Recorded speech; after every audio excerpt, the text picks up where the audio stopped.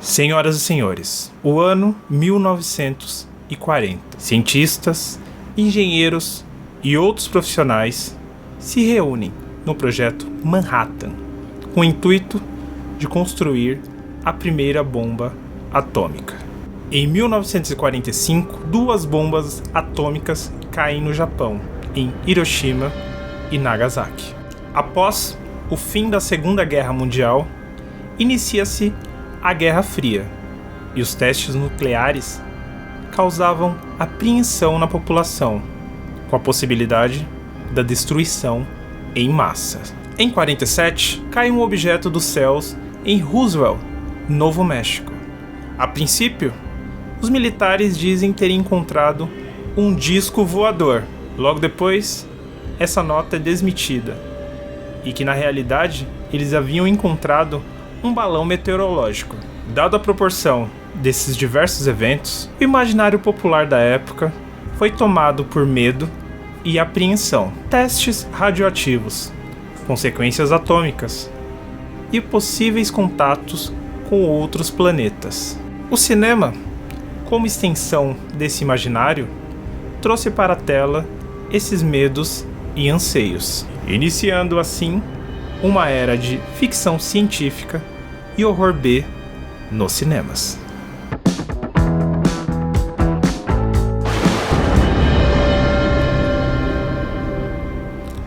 Olá pessoal, no episódio de hoje falaremos sobre ficção científica e filmes B. Farei um recorte com ênfase em produções que abordaram temáticas relacionadas ao horror, que é o tema aqui da nossa série. E para entender melhor o que é o filme B, precisamos voltar lá para a década de 30, no qual os cinemas adotaram um sistema de sessão dupla. O filme A era o filme principal dos estúdios, no qual possuía maior orçamento, estrelas da época e os diretores mais renomados. E o filme B, que passava antes do filme A, tinha orçamentos limitados, diretores iniciantes e atores aspirantes ao sucesso. Essa estratégia visava entregar 2 entretenimentos pelo preço de um para a população da época. Mas você deve estar se perguntando, onde a ficção científica e o filme B encontram o horror? Acontece que esses 2 estilos, tanto a ficção científica quanto o horror, era muito popular nas produções B da época, e mais tarde acabou se tornando sinônimo, e tal associação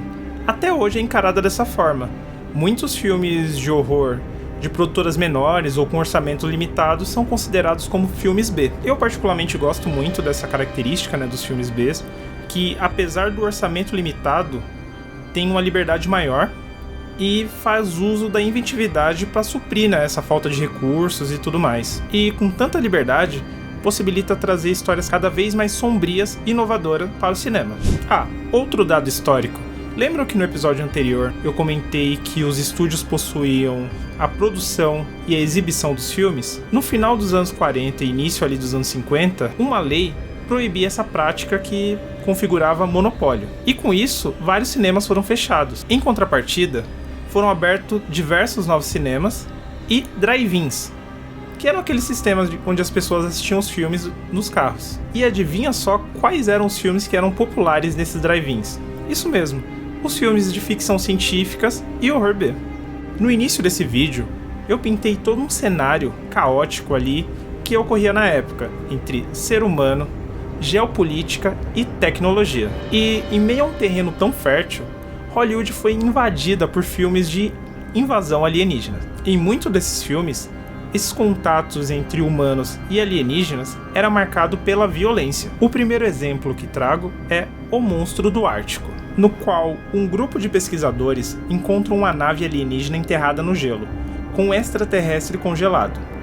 Enquanto decidem o que fazer, o gelo derrete, libertando a criatura, que começa a matar os humanos para alimentar-se de seu sangue. O filme ganhou um remake excelente nos anos 80 por John Carpenter em O Enigma de Outro Mundo. Mas vou deixar para comentar mais sobre esse filme quando fizer o vídeo sobre horror dos anos 80. Outra amostra dessa relação entre humanos e alienígenas nos foi dada em O Dia que a Terra Parou.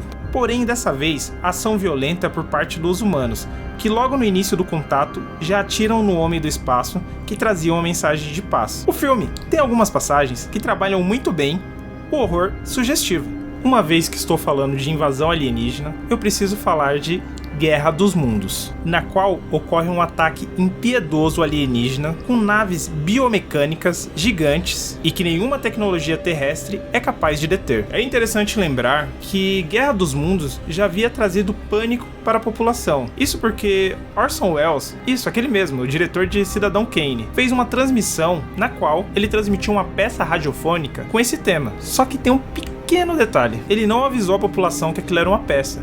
Então muitas pessoas entraram em pânico, acreditando que aquilo se tratava de verdade. A ideia de invasão alienígena foi abordada de maneiras diferentes, como em A Bolha Assassina, que conta a história de um ser gelatinoso que devora pessoas. Vampiros de Alma é outro longa que mostra uma abordagem um pouco diferente da invasão alienígena. Nessa história, os invasores são enormes vagens leguminosas que se alojam próximo a seres humanos em estado de letargia e duplicam o físico e a mente, porém não as emoções.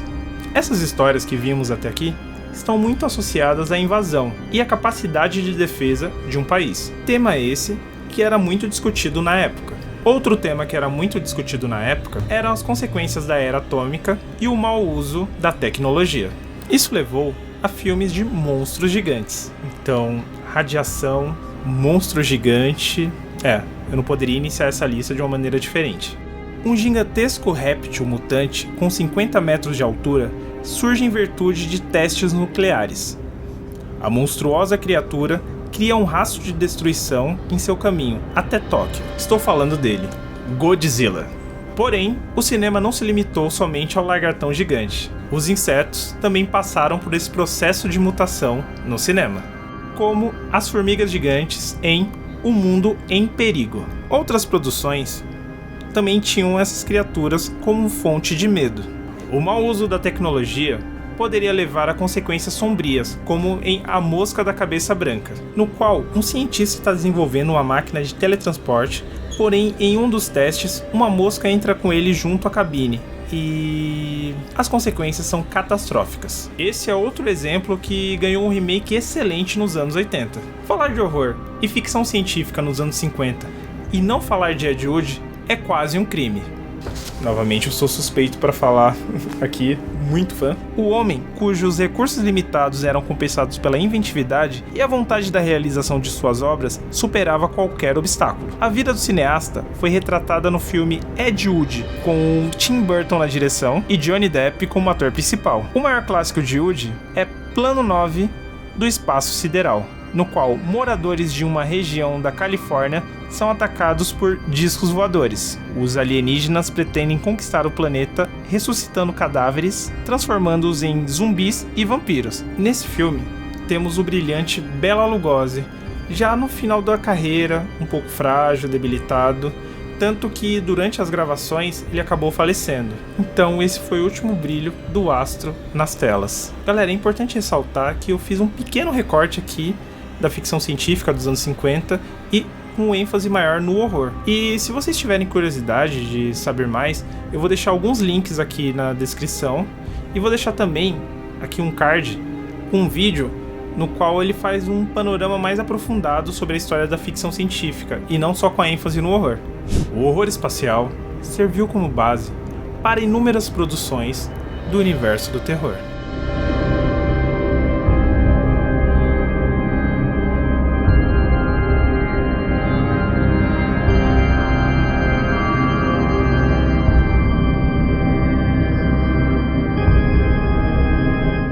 É isso, pessoal. Muito obrigado a quem assistiu o vídeo até aqui. Não esqueça de deixar seu like, se inscrever no canal e ativar o sininho. E até o próximo capítulo da História do Horror.